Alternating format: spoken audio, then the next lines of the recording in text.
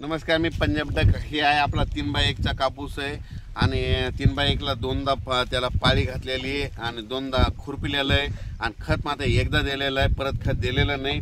आणि पाळी घालता वेळेस एवढी काळजी घेतली, इतकी आचारसंहिता ठेवली की हे रान असं भुसभुसीत होऊ दिलं नाही. नसा इतक्या पावसामध्ये आमच्या शेतात जाता येत नाही, म्हणजे जमीन त्याच्यामुळं. आणि त्याच्यानंतर या कापसाला आज 49 दिवस झालेले आहेत आणि 49 दिवस असताना याचे पाते मोजल्याच्यानंतर 22 पासून 28 29 पर्यंत पाते लागलेले आहेत. पाते देखील लागले, फुलं देखील लागले. तर हे पाहू शकता, फुलं देखील कसे येतं आणि फळफांदे देखील किती लागलेले पाहू शकता. ही संपूर्ण असे पाते लागलेले आहेत. आणि याला आता ना हे काय होतं, हे फुलामध्ये काय होतं, पाऊस जर चालू असला ना ह्या फुलामध्ये पाणी जर गेलं तर हे काय होतं की हे फुल असं चिटकतं आणि लगेच काय होतं, गळून पडतं. म्हणून याला चांगलं बुरशीनाशक मारणार आहे. याचा व्हिडिओ नंतर तुम्हाला देणार आहे.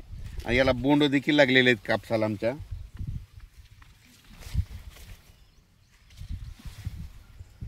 हे पाहू शकता, बोंड देखील लागलेत. हे 1 2 हे फुलं देखील आहेत आणि फळफांदे बघा किती येतात.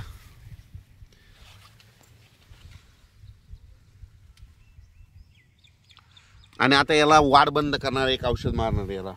आणखीन आजच घेणार आहे, 1-2 वेळेस वाढ बंद करणार आहे. याचा कापूस इतक्याच्या वरी वाढू जायचं नाही. हे पानाला पानं असे लागले की एकदम वाढ अशी बंद करून टाकणार आहे. त्याचा व्हिडिओ परत लगेच उद्या परवा जल्दी.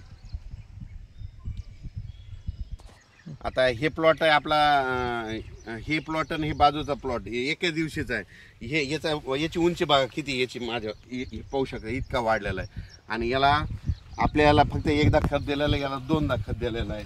आणि याला फवारणी मात्र 2 केलेले आहेत, त्याला देखील 3 झालेले आहेत. आणि हे पाहू शकता ही कापूस, याचे ब्रँचेस बी बघा, म्हणजे एवढे कुठं नाही, म्हणजे असा पिवळा पडलेला एका दिवशीचा कापूस आहे. असं करून बघा,